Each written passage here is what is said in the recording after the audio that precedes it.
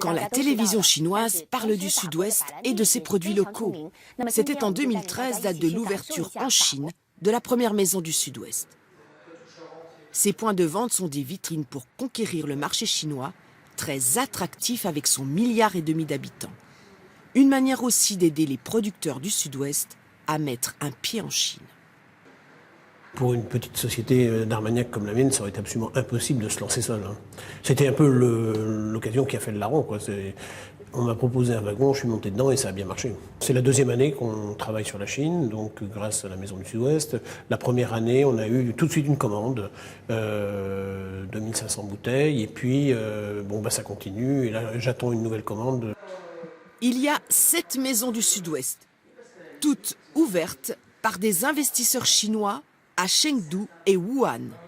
Pour l'instant, 90% des produits vendus sont du vin et des spiritueux, en tout près de 230 000 bouteilles depuis 2013.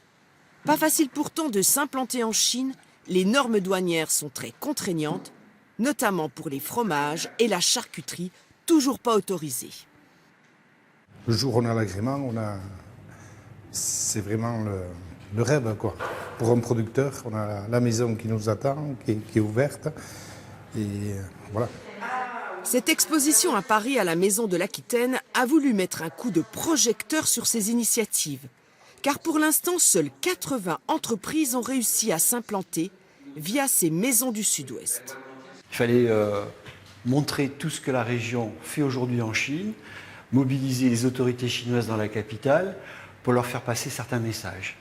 Nous faisons vivre ensuite l'exposition, d'une part auprès de nos clients du centre d'affaires, pour leur dire, vous, entreprise, puisqu'il s'agit de 2/3 d'entreprises, vous pouvez trouver sûrement des idées ici pour pouvoir peut-être vous embarquer dans le train pour la Chine.